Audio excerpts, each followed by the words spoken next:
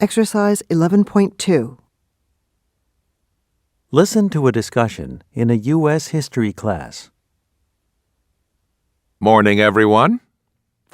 We've been discussing the Civil War for the last couple of weeks, talking about some of the major battles of the war. So today I've invited a guest to come to our class. I'd like all of you to meet Ms. Frances Adams. She's the state coordinator of the Civil War Heritage Society, which is involved in preserving battlefields all over the eastern part of the country. Ms. Adams? Thank you, Professor Nugent. Thanks for inviting me. I always appreciate the chance to talk to students, to anyone who'll listen for that matter, about our disappearing battlefields. The organization I work with is trying to save battlefields from development. It's an uphill struggle. By one estimate, 25 acres of Civil War battlefield are being lost every day. That's like an acre an hour. In fact, we're trying to save one battlefield right here in our state. You may have read about it in the newspapers. There's a site, only about 100 miles from here, called Ivy Station, where a small battle was fought in the closing days of the war in 1864. A development company wants to build a 300-unit apartment complex where that battle was fought, and we, the society that is, we're trying to stop them. Ms. Adams, I always assumed, I guess, that battlefields are protected by the government.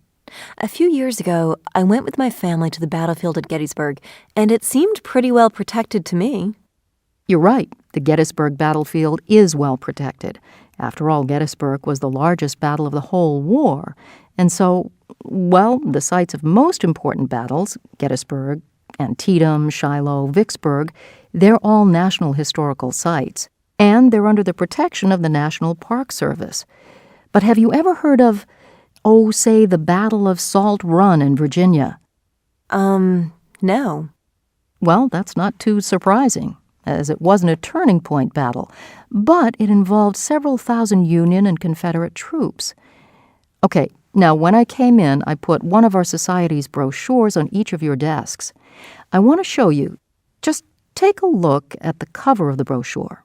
What do you see? The shopping mall? Right. It's called the Salt Run Mall, and it's located right smack in the middle of what was the Salt Run battlefield. Now, take a look inside the brochure. There's a list of almost 400 Civil War battlefields. As you see, these are classified in one of three ways. Do you see what I mean? They're classified as adequately protected, at risk, or lost to development. Only about 70 are adequately protected. About 180 are endangered. You'll find the Ivy Station battlefield on this list. Then there are 150 that have already been developed, that are completely gone. The Salt Run battlefield is on this list, you'll notice. David, I see you have a question for Ms. Adams. Thanks, Professor. Yeah, Ms. Adams, I'm just wondering, is your organization, is it made up of reenactors? Of reenactors? No, not at all. A few members of the society may be involved in reenactment, but not many. I read somewhere that most of the pressure to save Civil War battlefields, that it comes from reenactors. Hold on. Who are reenactors? They're people who pretend the Civil War is still going on. Well, I don't know if I'd go so far as to say that, but they're people who enjoy reenacting, reliving the Civil War experience. They wear the uniforms of the Northern and Southern soldiers. Some of them have equipment and wear uniforms that are amazingly authentic. And they fight Civil War battles all over again. Without real bullets, of course. And naturally, they prefer to stage these reenactments on the actual battlefields where the original battle took place. So they're interested in the same thing you are, right? Well, yes, their goals and ours certainly overlap. Now, personally, I have no interest in spending my weekends dressed up as a Civil War nurse and sleeping in a tent on a battlefield. My interest, the society's interest, is to preserve these battlefields as places of historical, of cultural significance. But several of the reenactment organizations are, well, I guess you'd call them our allies. Yeah, our allies in the fight to save these sites. I'm just wondering why it's necessary to save all these sites. The big battlefield, sure, but some of these sites are, well, they weren't all that important to the way the war turned out. And, well, they may have been in the middle of nowhere during the Civil War, but now they're on some pretty valuable suburban real estate, and hey, they're privately owned. Can't we just read about these little battles in history books? I'm going to jump in here, Francis, and comment on what David just said. Geography and topography shape a battle.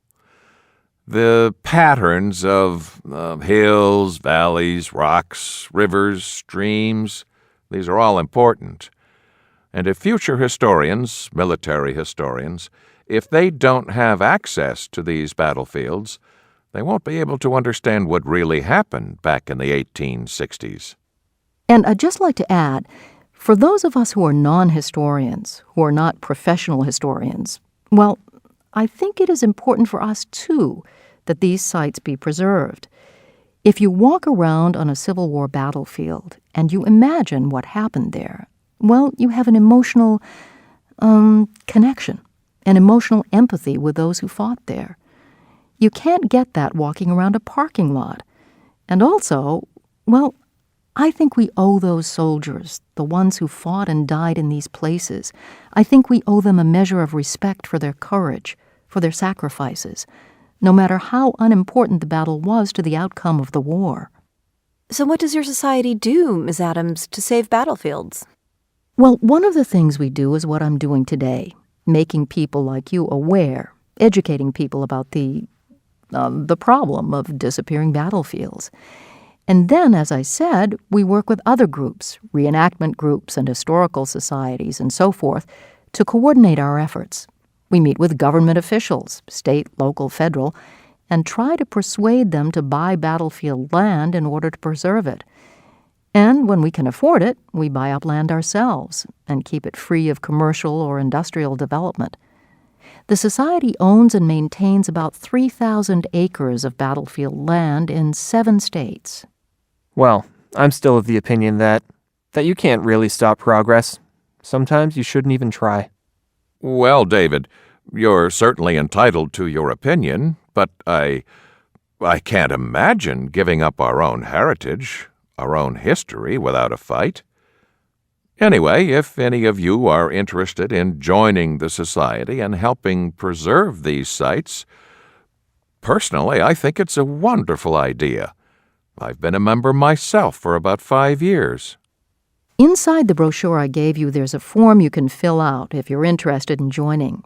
There is a special membership for students that's not as expensive as a regular membership. Now get ready to answer the questions. You may use your notes to help you. Question 1. Why does Ms. Adams mention the Battle of Ivy Station?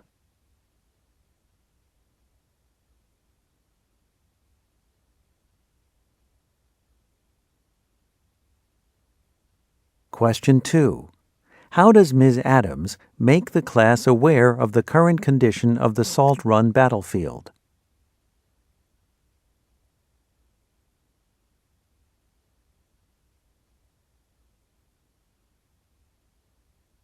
Question 3. What is Ms. Adams' attitude towards reenactors?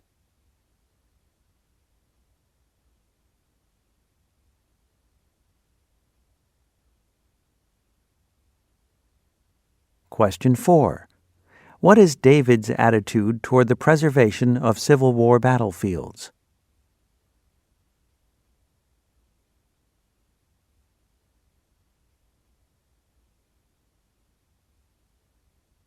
Listen to a lecture in an American literature class. Okay, for the last few minutes of class, I'd like to introduce you to the poet Emily Dickinson. A couple of days ago, we were talking about the poet Walt Whitman, and if you recall, I said that he was one of the two great voices in American poetry in the 19th century. Today, I'm going to drop the other shoe and talk about the other great poet, Emily Dickinson. The poetry of Emily Dickinson and the poetry of Walt Whitman couldn't have been more different, as we'll see. Dickinson claimed that she never even read Whitman's poems, and their lifestyles, again, couldn't have been more different. But they were both innovators, important innovators, and they both had a major role in shaping American poetry. I said Monday that Whitman became famous all over the country and in Europe as well. He was really the first American poet who was read much outside the United States. Dickinson was well known only in her own small town. In those days, it was just a village, Amherst, Massachusetts. But she wasn't known there for her poetry. Oh, no. She was known for her odd, her mysterious ways. You see, after she finished high school, she went to the Mount Holyoke Female Seminary. Today, it's called Mount Holyoke College, but she only went there for 1 year. She didn't get along with the headmistress, apparently. After that, she returned to her father's house in Amherst, and she hardly ever left. In fact, she hardly left her own bedroom. And when she did leave the house, she always wore white dresses like a bride. Outside of her family, her only person-to-person contact with others was with the children who lived in her neighborhood. This may not seem all that odd to us today, but in Amherst, Massachusetts, in the 1800s, this was considered, well, pretty strange behavior. For a woman who lived such an uneventful life, at least her life was uneventful on the surface, she wrote amazingly perceptive poems about nature, love, and death. Her poems are all quite short and are all untitled. What I like about them the most is their economy. She was able to say so much, to express so much in so few words. She was an extremely prolific poet. Just in 1 year alone, 1874, that was the year her father died, she wrote like 200 poems, but she never wanted her poems to be published. While she did engage in a kind of self-publishing, she assembled collections of her poems in packets that were called fascicles, which she bound herself with needle and thread. There were some 40 of these booklets, but she never tried to have these fascicles published, seldom even showed them to anyone else. She did send a few of her poems to friends and relatives, and somehow 6 or 7 of these found their way into print in magazines or newspapers during her lifetime. You can imagine, though, how she felt when she heard that her poems had been published. After Emily Dickinson died in 1886, her family discovered that she had written over 1,700 poems. Her sister Lavinia edited 3 volumes of Emily's poetry. They were popular as soon as they were published, but it was not until the 20th century that critics recognized her as one of the top American poets. Martha Dickinson Bianchi, the poet's niece, brought out several more books of poems in the early 1900s. Eventually, all of them appeared in print. In 1950, Harvard University bought all of her manuscripts and acquired the publishing rights to all of her poems. Harvard published a complete 3-volume collection of her poems and letters 5 years later. Okay, for Friday, I'd like you to read all of Dickinson's poems that are in our textbook. There are about 20, maybe 25 of her poems in there. But don't worry, though. That may sound like a lot of reading, but it shouldn't take you long. Friday, we'll take a closer look at her poems. Before we move on to another topic, I'd just like to say this. These days, a lot of scholars downplay Dickinson's eccentric lifestyle. They point out that she was not as intellectually cut off as people used to think, that she had a lively relationship with others through her letters, and that she was quite learned about other writers such as John Keats and John Ruskin. But there's no doubt that she lived in relative isolation and that she did not want to be in the public eye. I'm going to leave you with the first verse of one of her most famous poems. I'm nobody. Who are you? Are you nobody too? Then there's a pair of us. Don't tell. They'd banish us, you know. Now get ready to answer the questions. You may use your notes to help you. Question 5. Why does the professor mention the poet Walt Whitman?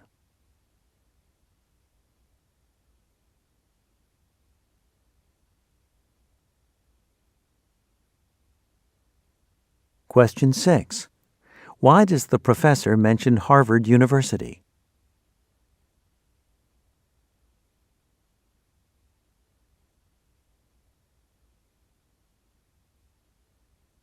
Question 7.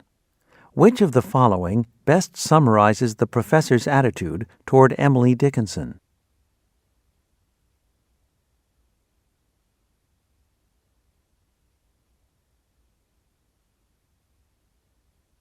Question 8. How does the professor conclude her discussion of Emily Dickinson?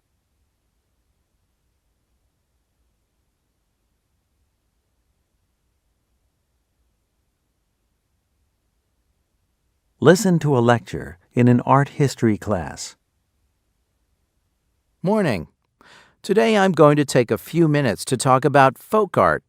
I know this isn't on your syllabus, but I saw a wonderful exhibit of folk art from the 18th and 19th century at the Hotchkiss Museum over the weekend, and I'd like to share my impressions of this exhibit with you. First off, I should tell you that there's some disagreement in the art world about what is meant by the term folk art. European folklorists, in particular, take the position that folk art must be part of some long-standing artistic tradition. They say it must have been created by artists from a distinct group, say, American Indians, Australian Aborigines, or that it must have been made by people from some particular occupation, say, sailors on whaling ships. These European folklorists would generally not say they wouldn't categorize pieces made for commercial reasons as folk art. They would also disqualify pieces made by groups, not by individuals. Folklorists in the United States, though, not just folklorists, also museums and galleries, don't take such a narrow view, and I must say, I think the European way of looking at folk art is way too restrictive. Among most American folklorists, they define a folk artist as simply someone who creates art without any formal artistic training. And in the catalog for this exhibit, there's a little essay written by the curator of the Hotchkiss, and he says, "A folk artist is someone who would be surprised to find his or her pieces on display in a museum." That's a definition I like. Anyway, lots of pieces on display at the museum would probably be considered crafts by European folklorists. Some pieces were made by groups, some were even made in factories. For example, the wooden animals for carousels. The exhibit features lots of different kinds of folk art. There are paintings, portraits, and landscapes that were created to be works of art, but most of the pieces have some utilitarian, some commercial purpose. There's furniture, plates and pots, clothing, clocks. There are ships' figureheads, circus carvings, duck decoys, fish lures, lots of weather vanes. Then there's a wonderful collection of trade signs. You know what I mean, don't you? Signs advertising shops, taverns, hotels, restaurants. As a matter of fact, I spent most of my time at the exhibit looking at trade signs. I found them just fascinating, charming. Now, here's something to keep in mind. It wasn't until 1870 that most people in America could read. Signs had to appeal to both readers and non-readers. Sometimes the shape of the sign told you what kind of business was inside. There's a sign in the shape of a tea kettle that was once in front of a tea shop in Boston. A sign in the shape of a pocket watch that was in front of a jeweler's shop. A boot-shaped sign from a shoe store. You didn't have to be literate to understand these. More often, there were painted images. A sign for a blacksmith shop featured a picture of a horseshoe. A bookshop sign showed a picture of a man reading a book. Well, you get the idea. Sometimes the images weren't so obvious. For example, there were signs that pictured an American Indian, a Turkish sultan, an exotic Cuban lady, and a racetrack gambler. All of these images symbolize the same kind of shop, tobacco shops. At the time, people instantly recognized these symbols.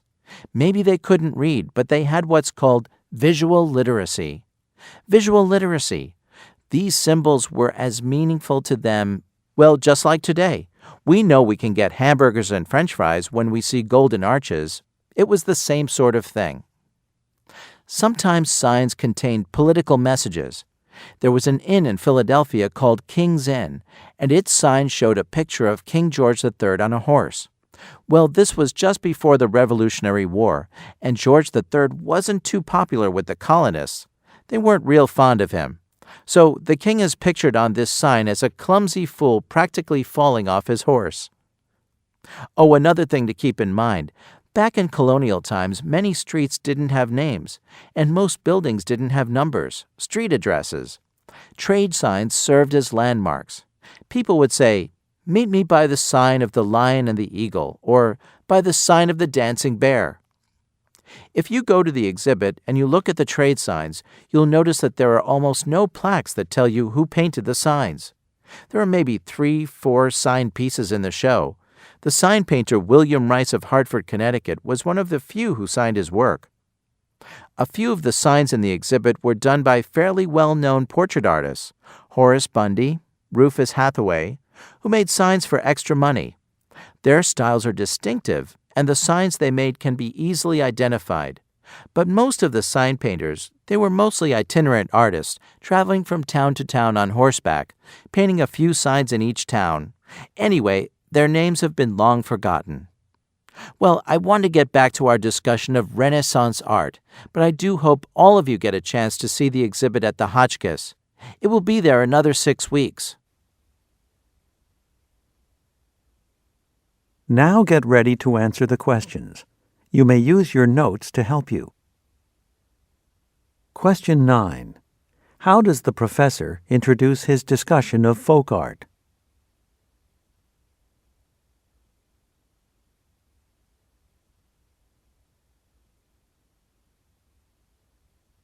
Question 10. Why does the professor mention wooden carousel horses?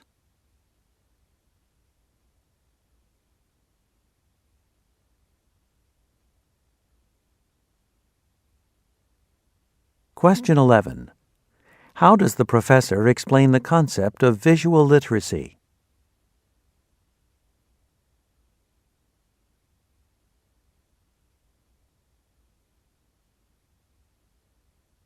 Question 12. Why does the professor mention the sign for the King's Inn?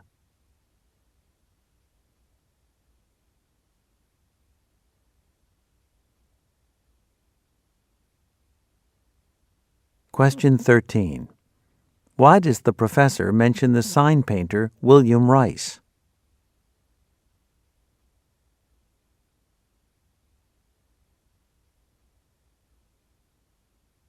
Lesson 12. Replay questions. Listen to the following short conversations. Pay special attention to the way the phrase "I'm sorry" is used. Conversation number 1. You know, Donald, that's the second or third time you've turned in an assignment after the due date. I know, Professor Dorn, and I'm sorry. I really am. I'll try not to let it happen again.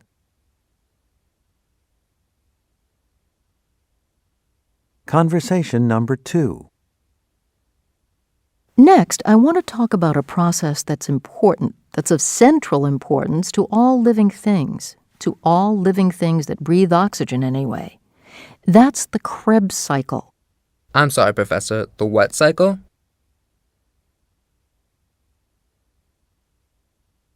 Conversation number 3.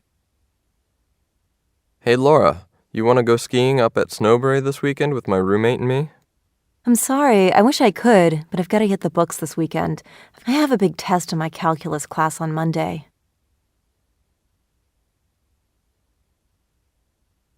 Conversation number 4.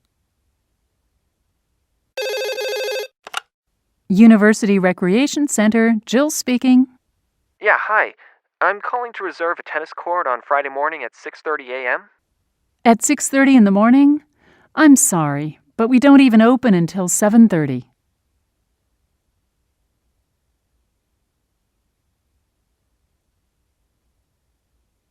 Sample item. Why does the speaker say this? This subzone, well, if you like variety, you're not going to feel happy here. You can travel for miles and see only half a dozen species of trees. In a few days, we'll be talking about the tropical rainforest. Now that's where you'll see variety. Exercise 12.1. Number 1. Oh, that statistics course I'm taking is just loads of fun. Didn't I tell you it would be?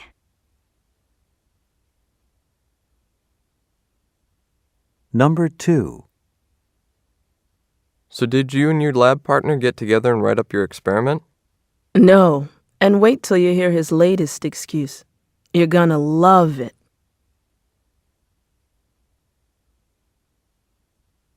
Number 3.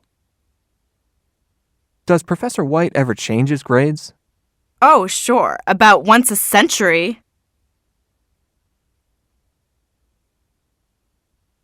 Number 4. Did you know Greg has changed his major? Oh no, not again.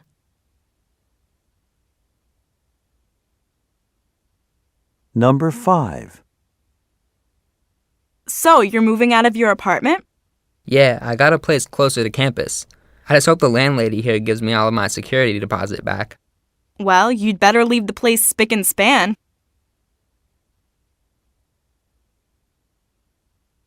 Number 6. Dr. Stansfield, I've decided to drop my physiology class. It just meets too early in the morning for me. Do you really think that's a good reason, Mark?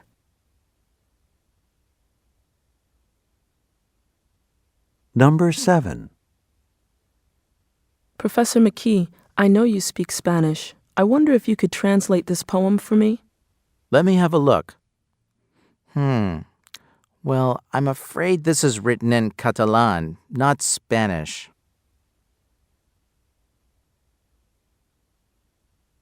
Number 8. Next we'll be taking a look at Japanese theater, kabuki theater, and no theater. Professor, could you put those terms on the board?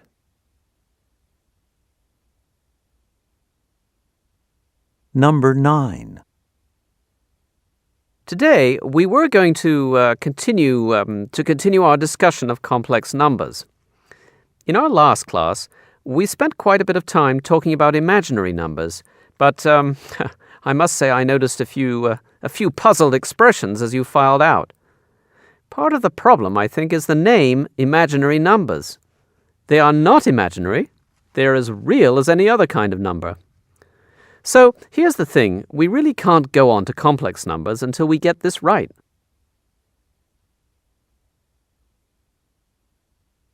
Number 10. So, who can tell me who wrote the Brandenburg concertos?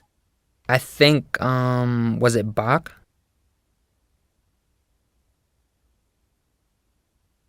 Number 11. Okay. Well, I've been digressing. No more about my childhood experiments with rockets.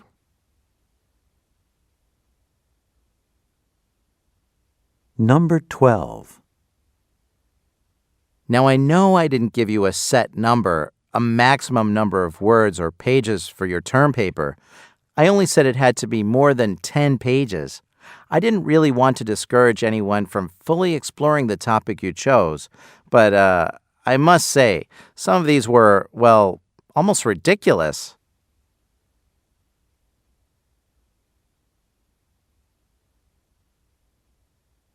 Exercise 12.2. Listen again to part of the conversation. Then answer the question. Oh, well, then maybe I should, Maybe I should go back to my dorm and get some dinner before I sit down and read this. That's fine, but I can't guarantee the article will be available right away when you come back. Some other student from your class might be using it. Well, I don't know. I guess I'll just have to take my chances. Question 1. What does the woman mean when she says this? I guess I'll just have to take my chances.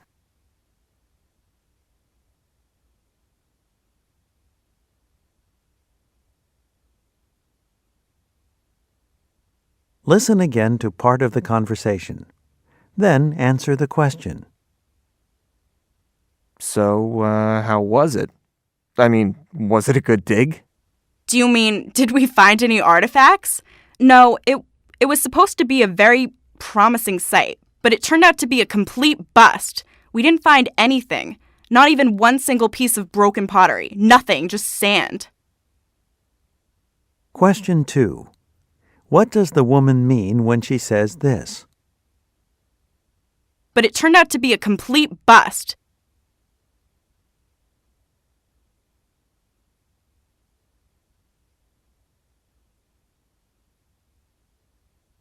Listen again to part of the conversation. Then answer the question. You just walk a little bit farther and you see the art building, the Reynolds building. You can't miss it because there's a big metal thing on a platform right in front of it. A thing? Yeah, there's this big rusty piece of abstract art. I guess you'd call it art. Anyway, it's right in front of the doorway. Question 3. What does the woman imply when she says this? Yeah, there's this big rusty piece of abstract art. I guess you'd call it art. Anyway, it's right in front of the doorway.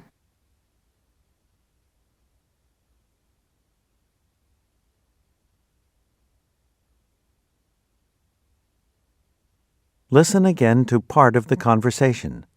Then answer the question. Your sister's an artist? Yeah, she's a painter. She just started volunteering to teach art to kids. And I think the way her students paint has sort of rubbed off on her. I think her kids have influenced her more than she's influenced them, as a matter of fact. She's using these bright colors and... Question 4. What does the man mean when he says this? I think the way her students paint has sort of rubbed off on her.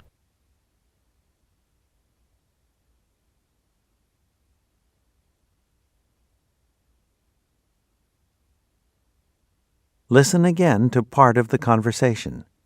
Then answer the question. So what other kinds of courses do they offer? Well, I don't know all the courses they offer, but I know they have a class on test-taking skills. Wow, that's right up my alley. Question 5. What does the man mean when he says this? That's right up my alley.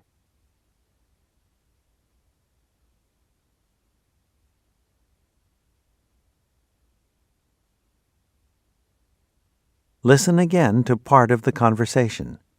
Then answer the question. So suppose I decide I want to apply for an RA position. What would I need to do? I can give you a form to fill out. You'd also need to get 2 letters of recommendation. Question 6. What does the man imply when he says this? So suppose I decide I want to apply for an RA position.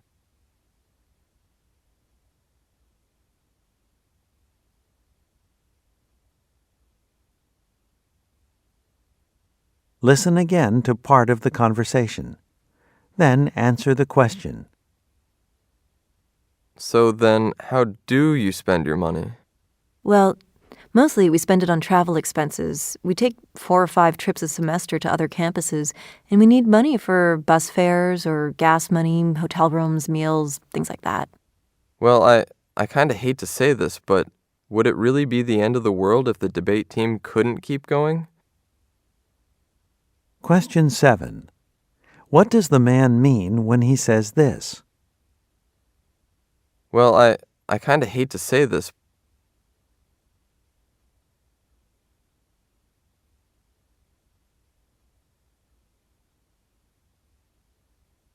Listen again to part of the conversation. Then answer the question. Well, I'm just saying, except for a few people on the team, how does having a debate team really benefit the university? Oh, don't even get me started. For one thing, there's the whole matter of school tradition. I mean, did you know that this school has had a debating team for over 100 years? And over the years, we've won a dozen or more regional tournaments and a couple of national tournaments. Then there's the prestige. We haven't had a good football or basketball team for years, but our debate team is always one of the best in the region. A good debate team attracts people who debated in high school, and they're always some of the top students. And you know, a lot of famous people are on college debate teams. President John F. Kennedy, for one, and... Question 8. What does the woman mean when she says this? Oh, don't even get me started.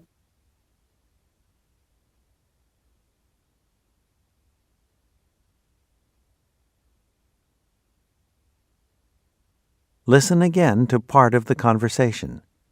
Then answer the question. Oh, don't even get me started. For one thing, there's the whole matter of school tradition. I mean, did you know that this school has had a debating team for over 100 years? And over the years, we've won a dozen or more regional tournaments and a couple of national tournaments. Then there's the prestige. We haven't had a good football or basketball team for years, but our debate team is always one of the best in the region. A good debate team attracts people who debated in high school, and they're always some of the top students. And you know, a lot of famous people are on college debate teams. President John F. Kennedy, for one, and... Okay, you've sold me. Question 9. What does the man mean when he says this? Okay, you've sold me.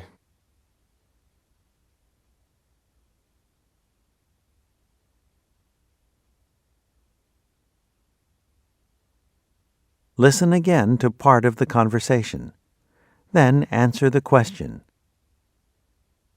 What sort of test is it? Multiple choice or essay? Neither, actually. Dr. Fowles gives us a mineral sample and we have an hour to figure out what it is. We work in teams of 2. How on earth do you do that? I mean, a rock's a rock, isn't it? Question 10.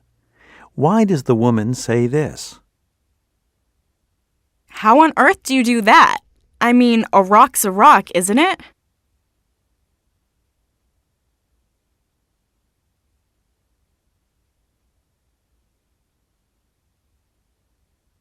Listen again to part of the conversation.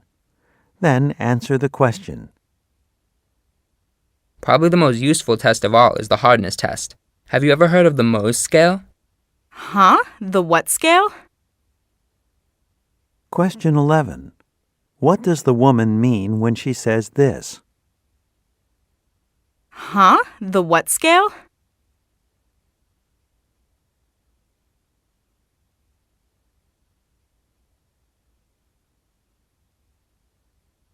Listen again to part of the conversation. Then answer the question. Another good test is the streak test, which tells you the true color of a mineral. I thought you said color is unreliable. Oh, right, I did, but see, the streak test shows you the true color of the mineral. Question 12. What does the man mean when he says this? Oh, right, I did, but see, the streak test shows you the true color of the mineral.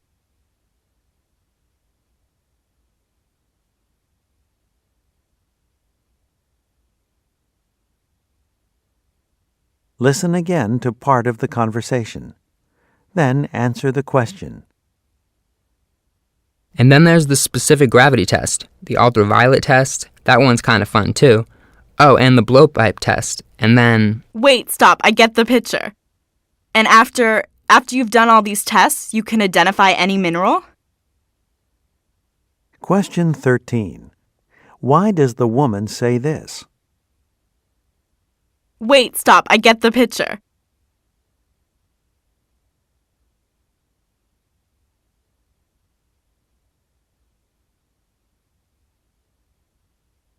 Exercise 12.3.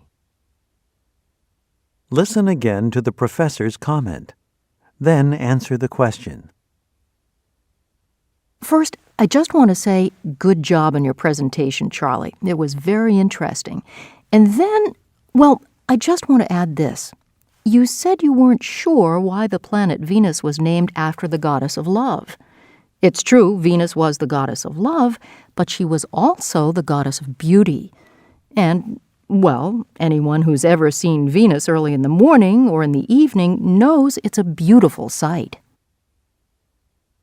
Question 1. Why does the professor say this? Well, I just want to add this.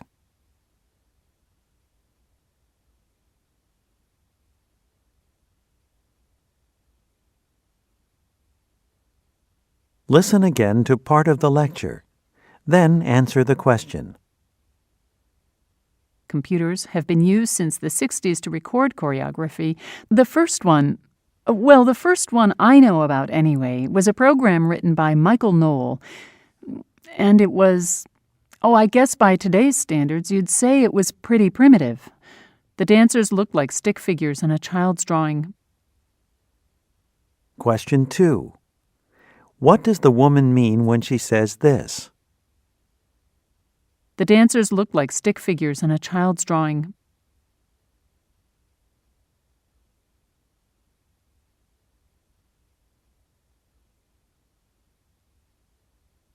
Listen again to part of the discussion. Then answer the question. Well, after Ryan did his experiments at Duke, a lot of similar experiments have been done at Stanford University, in Scotland, and elsewhere, and the conclusion, most researchers have decided that Ryan's results were, I guess the kindest word I could use is questionable. Question 3. What does the professor mean when he says this? Most researchers have decided that Ryan's results were, I guess the kindest word I could use is questionable.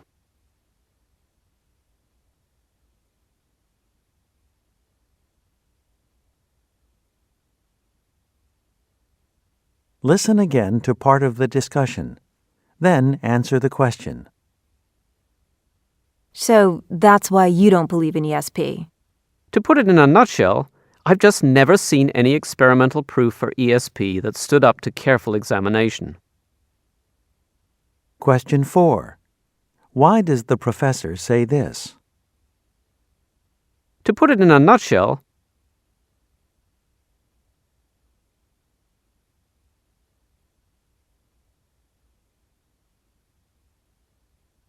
Listen again to part of the discussion. Then answer the question. Yeah, I've seen that painting before. I don't remember the name of the artist, but I think the painting is called Nighthawks at the Diner? Yeah, a lot of people call it that, but the real name of the painting is just Nighthawks. Question 5. What does the professor mean when she says this? A lot of people call it that, but the real name of the painting is just Nighthawks.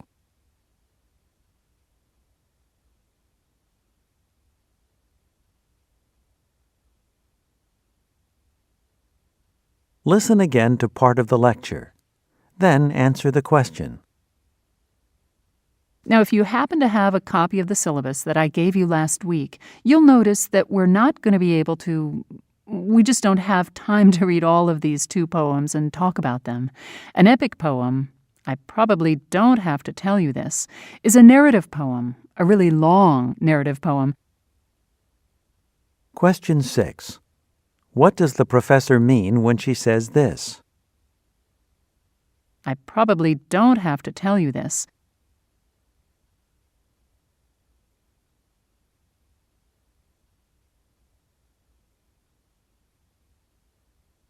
Listen again to part of the lecture. Then answer the question. Anyway, the main characters in the Iliad, they're strong. They're great warriors. But they're not as clever, not as smart as Odysseus. He's the one who thinks up the plan to end the war after 10 long years and defeat the Trojans. He's the mastermind behind the scheme to build the Trojan horse. Question 7. What does the professor mean when she says this? He's the mastermind behind the scheme to build the Trojan horse.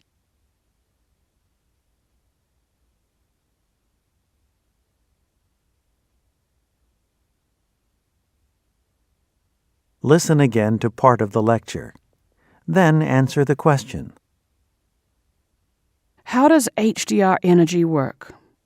Well, in theory anyway, and let me stress I say in theory, it's pretty simple. You use oil well drilling equipment, big drills, and you punch 2 holes down into the earth about, maybe 2 miles, 5 kilometers maybe. That's about as far as you can drill into the earth for now at least. Down there, deep in the earth, there is this extremely hot cauldron of rock, of granite. So then, you pump water from the surface into the first tube. The water goes down to the hot rock and becomes superheated. Then, the superheated water rises up the second tube. I forgot to mention that these 2 tubes are interconnected.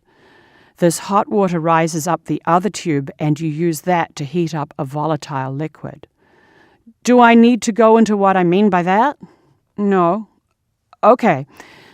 So then this volatile liquid turns into a vapor, a gas, and you use it to turn an electrical turbine and, bingo, you have electricity. Question 8. Why does the professor say this? How does HDR energy work?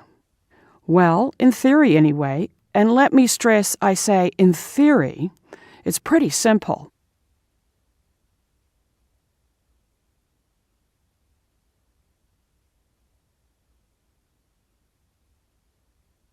Listen again to part of the discussion. Then answer the question. So, what else happened at a potlatch?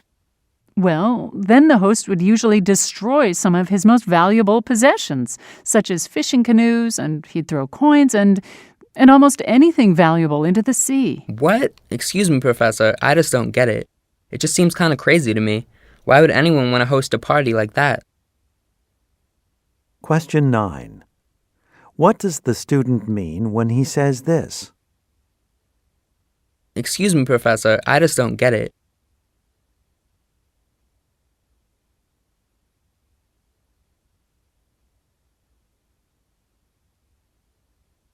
Listen again to part of the discussion. Then answer the question. Okay, everyone, we've been talking about traditional forms of dance. Today, we're going to shift our attention to the islands of Hawaii and the most famous form of dance that's associated with those beautiful islands. Anyone know what that is? Laura? Oh, that's an easy one. It's the hula dance. Question 10. What does the student mean when she says this? Oh, that's an easy one.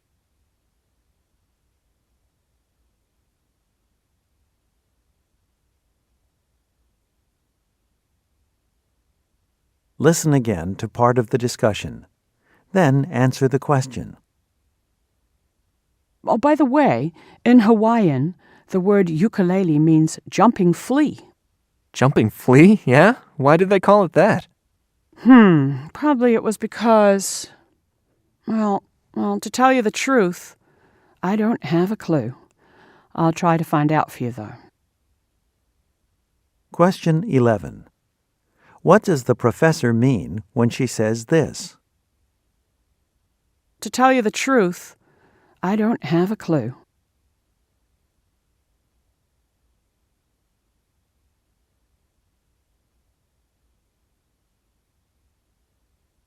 Listen again to part of the discussion. Then answer the question. Thank you, Professor Nugent. Thanks for inviting me. I always appreciate the chance to talk to students, to anyone who'll listen for that matter, about our disappearing battlefields. The organization I work with is trying to save battlefields from development. It's an uphill struggle.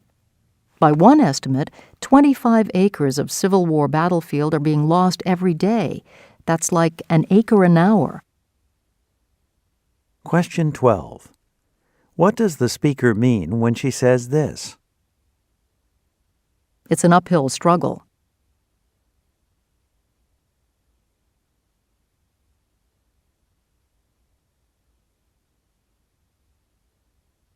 Listen again to part of the discussion. Then answer the question. Can't we just read about these little battles in history books? I'm going to jump in here, Francis, and comment on what David just said. Question 13. What does Professor Nugent mean when he says this? I'm going to jump in here, Francis, and comment on what David just said.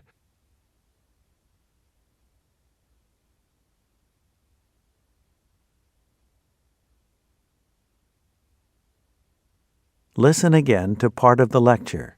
Then answer the question. A couple of days ago, we were talking about the poet Walt Whitman, and if you recall, I said that he was one of the two great voices in American poetry in the 19th century. Today, I'm going to drop the other shoe and talk about the other great poet, Emily Dickinson. Question 14. What does the professor mean when she says this? Today, I'm going to drop the other shoe.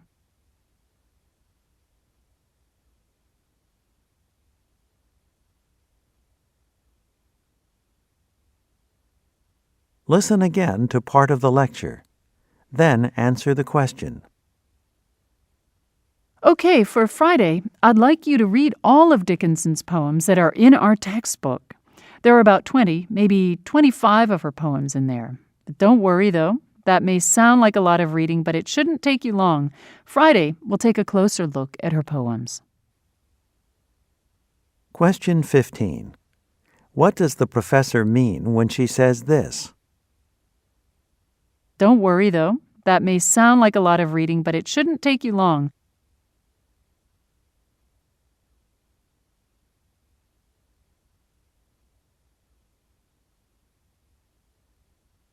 Lesson 13. Ordering and matching questions. Sample Item 1. Listen to part of a presentation in an astronomy class. Now, there have been quite a few space probes that have gone to Venus, so I'm only going to mention a few of them. The most important ones. I guess one of the most important was called Magellan. Magellan was launched in 1990 and spent 4 years in orbit around Venus. It used radar, I guess, to map the planet, and it found out that there were all these volcanoes on Venus, just like there are on Earth. The first one to go there, the first probe to go there successfully, was Mariner 2 in 1962. Mariner 1 was supposed to go there, but it blew up. There was one. It was launched by the Soviet Union back in the, let's see, let me find it. Hang on, no. Here it is. Venera 4 in 1967. And it dropped instruments onto the surface. They only lasted a few seconds because of the conditions, the heat and all, but this probe showed us how really hot it was. Then there was this one called Venus Pioneer 2 in 1978. That was the one that found out that the atmosphere of Venus is made of carbon dioxide, mostly. And, well, as I said, there were a lot of other ones, too. In what order were these space probes sent to Venus?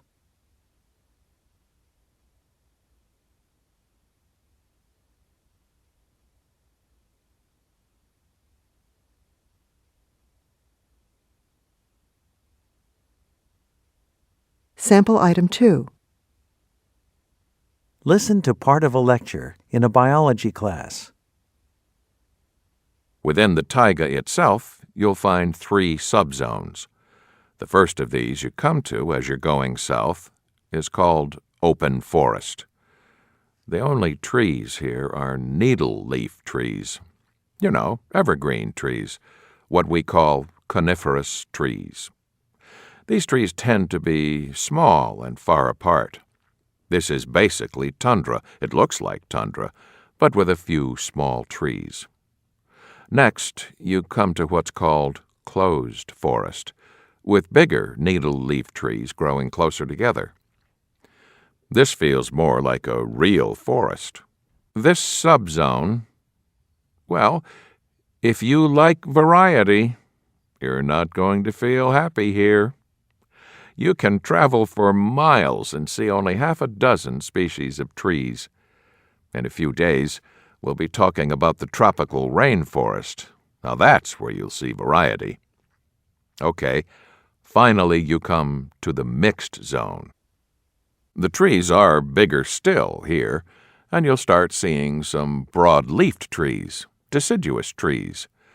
You'll see larch, aspen, especially along rivers and creeks, in addition to needle-leaf trees. So this subzone feels a bit more like the temperate forests we're used to.